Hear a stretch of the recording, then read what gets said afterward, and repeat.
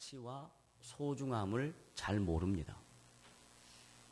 그런데 잠시 떨어져 있거나 또 오랜 시간 동안 헤어져 있으면 그 가치와 소중함을 알아갑니다. 군대 갔다가 잠시 휴가를 온 저기 군복을 입은 우리 강참모 형제가 있는데, 또 군대를 보낸 부모님도 계십니다. 집에서 같이 살 때는 부모도 자식이 이만큼 삶의 의미가 있었나 하는 것을 놓치는데, 자식이 군대를 가면 뭔가 이렇게 빈자리가 있는 것처럼 느껴집니다. 그래서 잠시나마 그 빈자리를 채울 수 없어서 마음에 고통이 있습니다. 그래서 첫 휴가를 나오면, 요즘은 덜합니다마는 옛날은 군대 생활이 몹시 힘들었기 때문에 어머니가 버선발로 뛰어와서 아들을 반긴다 하는 말이 있습니다. 그만큼 보고 싶었던 아들을 만나는 그 마음이 너무 흡족해서 그런 과한 행동으로 나타났을 것입니다. 그런데 이제 몇 번 휴가를 나오면 왜 왔냐? 이렇게 되는 겁니다. 그게 뭘 의미하냐면, 잠시 떨어져 있을 때, 같이 살 때는 몰랐는데 잠시 떨어져 있을 때 아들의 가치와 소중함을 느꼈다가 또 자주 이렇게 만나게 되니까 그걸 잊는 겁니다.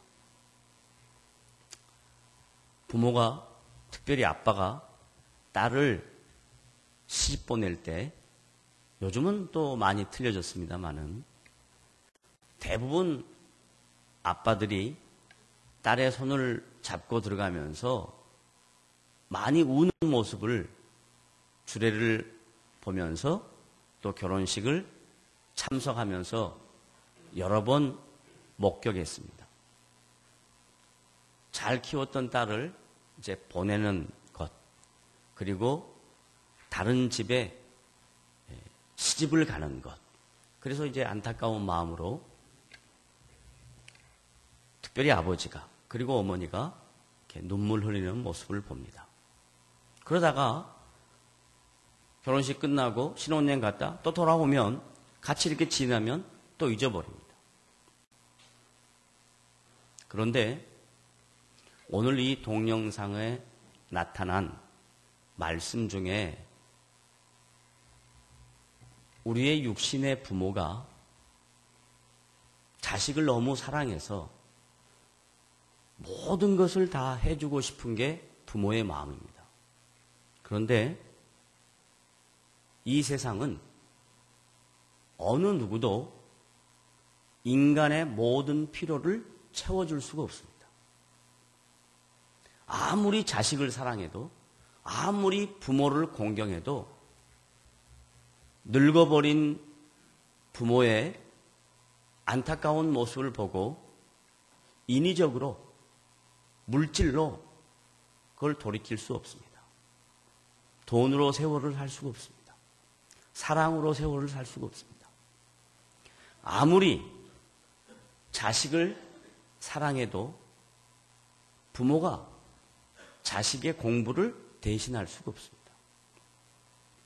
자식이 걸어가야 될 인생의 족적을 부모가 대신해서 걸어갈 수가 없습니다. 그래서 공이, 모든 인간은 다른 인간의 필요를 다 채울 수가 없습니다. 그래서 항상 마음속으로 아쉬움을 갖고 있습니다. 부모는 자식에게, 자식은 부모에게. 하나님께서 왜 우리 인생에게, 인생이 상대방의 인생의 문제를 해결할 수 없도록 하셨는가 하는 것은, 인간은 어느 누구도 모두 다 동일한 피조물이기 때문에 같은 피조물인 상대방을 위하여 자신의 모든 필요를 채울 수 없다는 것, 상대방의 필요를 채울 수 없다는 것을 깨닫게 하셨습니다. 그래서 성경은 육신의 부모가 자식의 문제를 다 해결해 줄 수 없어도 창조주이신 살아계신 하나님은 하나님의 백성들의 필요를, 하나님의 백성들의 삶을 성실하게 이끌어 가실 수 있다라고 성경에서 가르칩니다.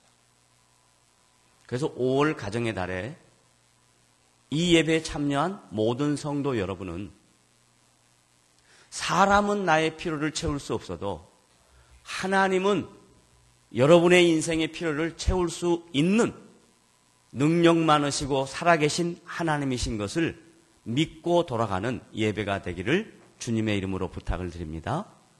다 따라하겠습니다. 하나님은 나의 필요를 채우시는 분이시다. 여기에 필요라고 하는 것은 대부분 모든 사람들이 물질적인 필요를 생각을 합니다. 왜냐하면 인생을 살아가는데 물질은 매우 중요한 것이기 때문에 필요하면 제일 먼저 떠오르는 게 물질적인 필요입니다. 그런데 물질적인 필요가 넉넉해서 풍성해서 넘쳐나서 물질의 고민을 갖지 않고 살아가는 사람에게 당신은 당신의 삶에 다른 필요가 없습니까? 라고 물으면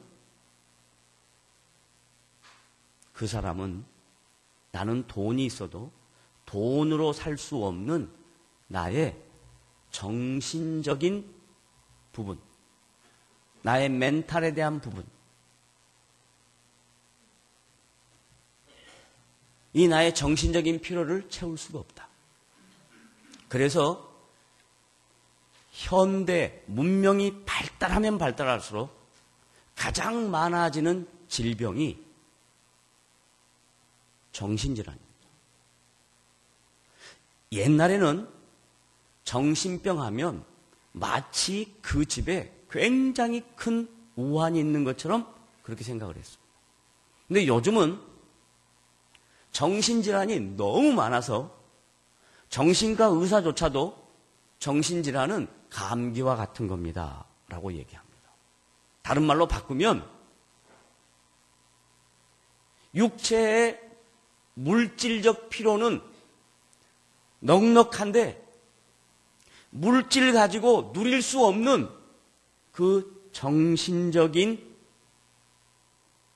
만족을 누리지 못하는 현대인들이 너무 많다는 겁니다. 그런데 정신적인 필요를 채웠다고 가정을 해봅시다. 물질도 채워지고 정신적인 필요도 채워지고 자기는 의지가 강하고 어떠한 일에도 넘어지지 않을 만한 강직한 성품을 갖고 있다고 전제합시다. 인간은 육체와 정신으로만 구성되어 있는 존재가 아닙니다. 인간은 영적인 존재입니다. 왜 영적인 존재인가? 영적인 존재가 아닌 모든 동물은 죽음이라는 것 앞에 그렇게 크게 두려워하지 않습니다.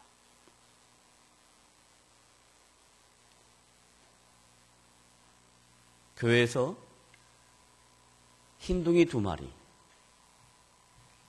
갈색 2마리,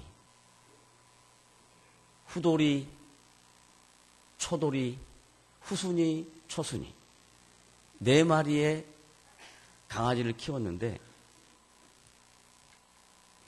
4마리를 키우다 보니까 너무나 어지럽고 힘들어서 2마리를 분양을 시켰습니다. 분양을 받아 가시는 분이 저처럼 이렇게 좀 선하게 생기지를 못하고 굉장히 무섭게 생기셨어요. 남자분인데 머리를 이렇게 길게 해가지고 머리 이렇게 묶고 군복만 입고 다닙니다.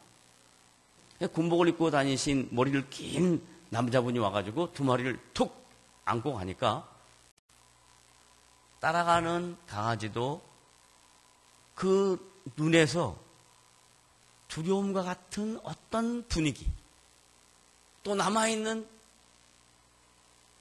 두 강아지도 자기들도 분양될까봐 두려워하는 것 같은 어떤 분위기. 그런데 시간이 좀 지나고 나니까 금방 잊어버립니다. 언제 그랬냐는 듯이 아무 생각 없이 또 잘 먹고 잘 놀고 잘 잡니다. 그래서 우리가 개팔자는 상팔자라고 그러는 거예요. 지금도 내려가 보세요. 아마 따뜻한 그 햇볕 받아보고 자고 있을 겁니다. 개하고 사람하고는 다릅니다. 사람은 죽음을 두려워할 수밖에 없는데 이 죽음을 두려워하는 것은 죽음 자체가 두려운 것이 아니라 죄 때문에 하나님의 형상이 우리 안에 있어서 우리의 영이 살아있는 영이었는데 아담이 범죄함으로 말미암아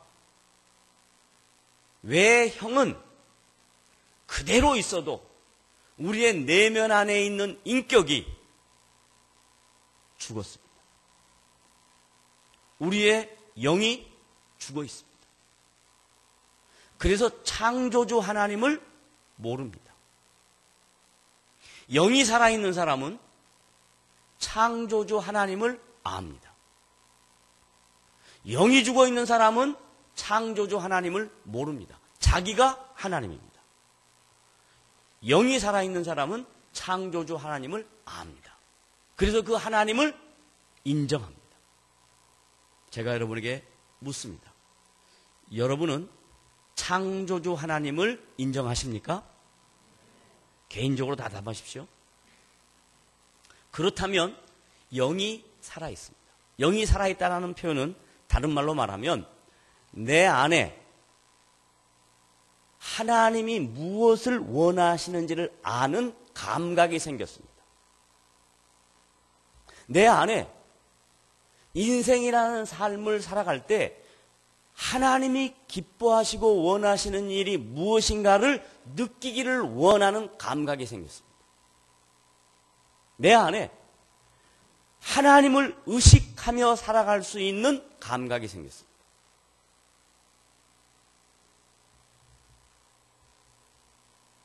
아무도 의식하지 않고 산다는 것, 그것만큼 편한 인생이 없습니다. 그런데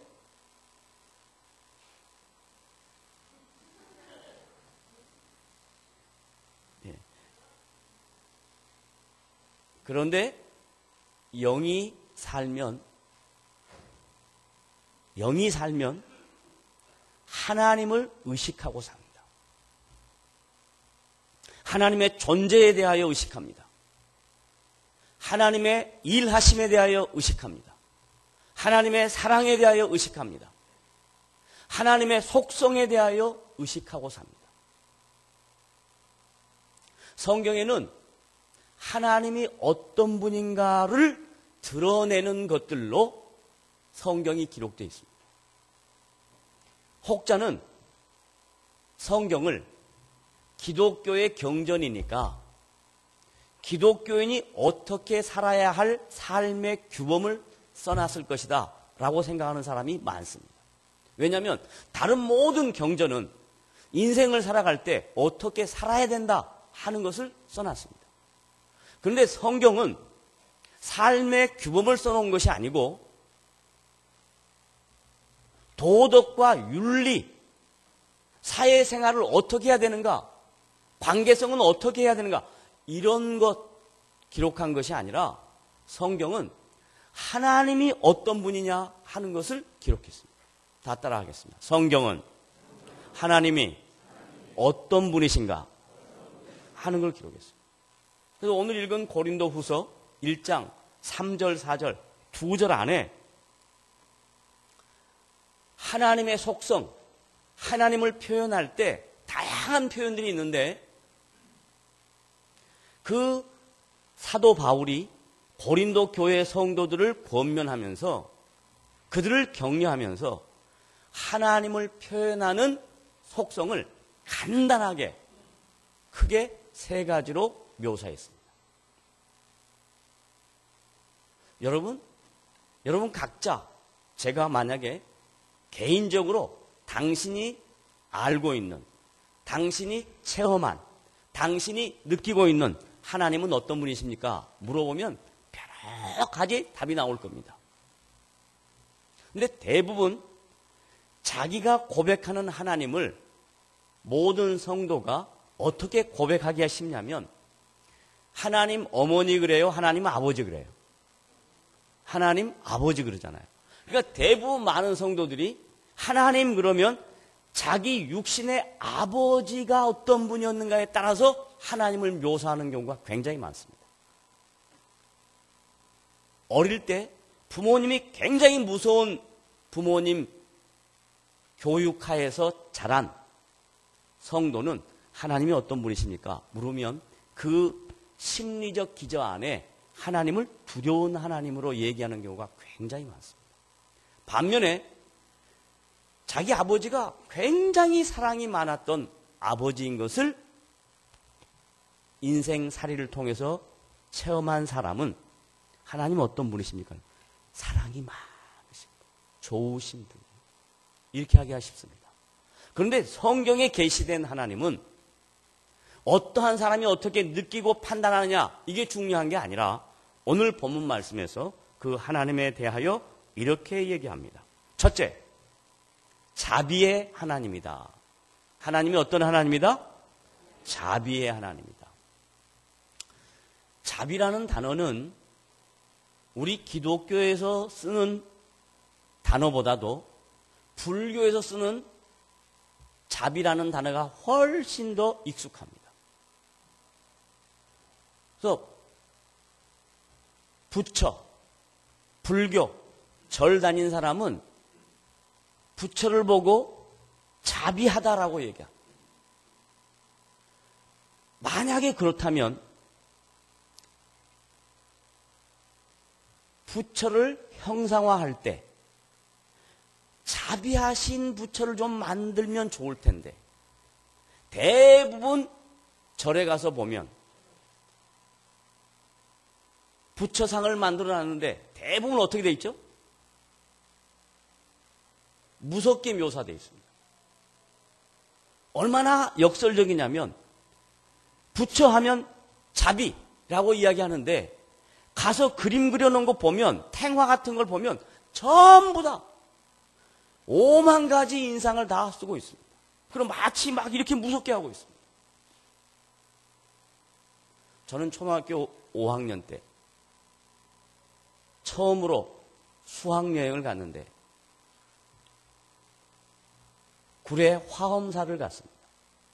화엄사를 딱 가서 들어가려고 하는데 그 입구에 서 있는 그 형상들을 보고 도저히 그 안으로 들어갈 수가 없어요. 왜요? 무서워서. 너무너무 무서운 거예요. 성경에서 말하는 자비는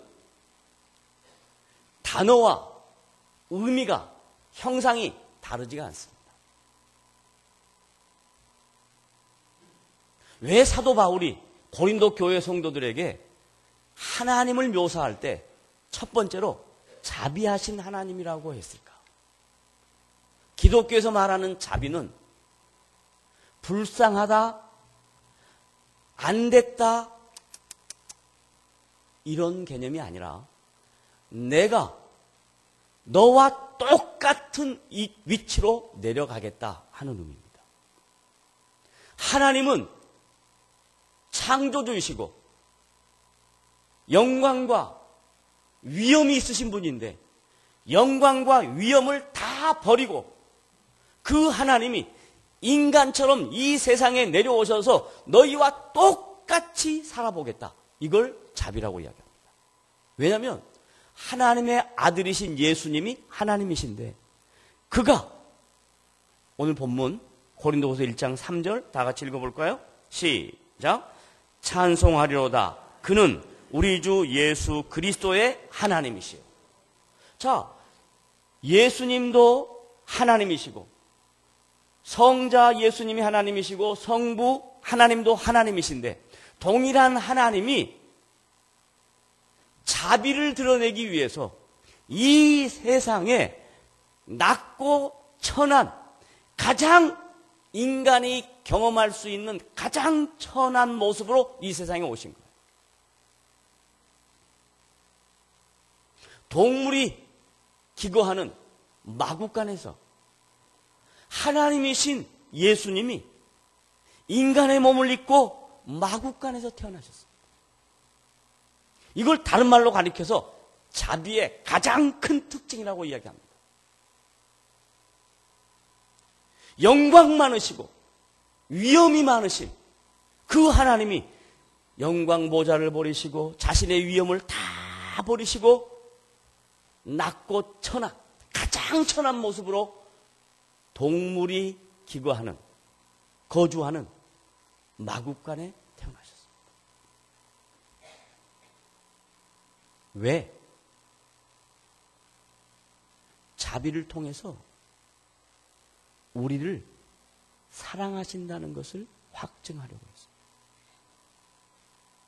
사랑은 형태로 하는 게 아니라 사랑을 실제화했습니다. 형상화한 것이 아니고 무섭게 그려놓은 그 탱화를 가지고 사람들을 현혹시켜서 부처가 자비하다고 그렇게 하는 것이 아니라 자비하신 그 하나님이 영광 보좌와 위엄이 높으신 그 하나님이 낮고 천한 이 인간 역사에 인간의 모습으로 오셨습니다.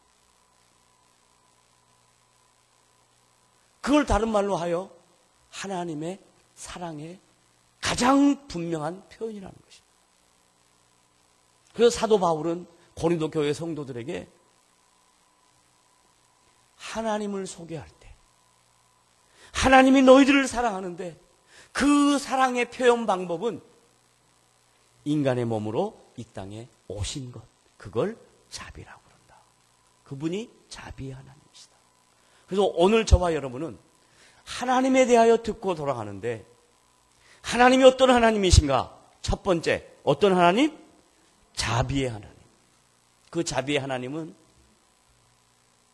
설명한 것처럼 모든 것을 버리고 인간의 몸으로 이 세상에 오신 것입니다. 그 다음에 두 번째, 오신 것으로 끝나지 않습니다. 오셨다. 어떤 역사적 사건이다. 한 번 있었던 사건이다. 이걸로 끝나지 않습니다. 두 번째 하나님을 묘사하는데 그 하나님을 이렇게 묘사하죠. 뭐라고 묘사합니까? 다 같이 크게 위로의 하나님. 다 따라합니다. 하나님은 나를 어떻게 하셔요? 위로하십니다. 여러분,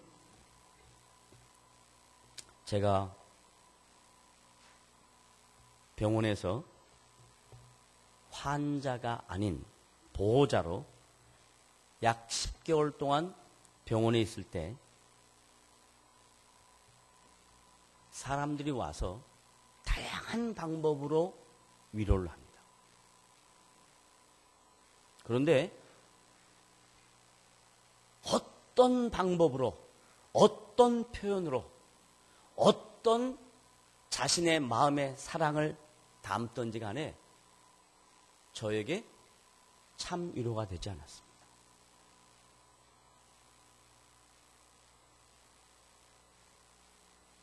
왜 그랬을까요?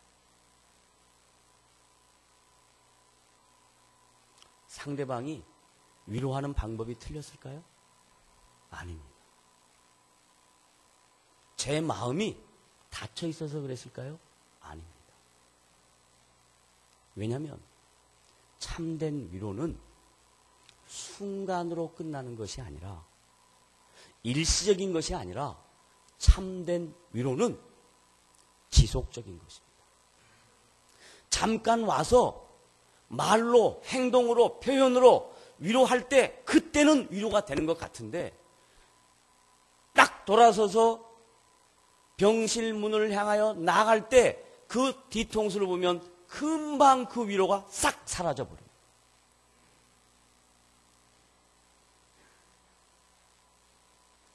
어떤 일에 상심함을 갖고 있을 때, 어떤 일에 너무나 가슴 아픈 상태에 있을 때 사람들이 와서 격려하고 위로하는 것 너무너무 귀합니다.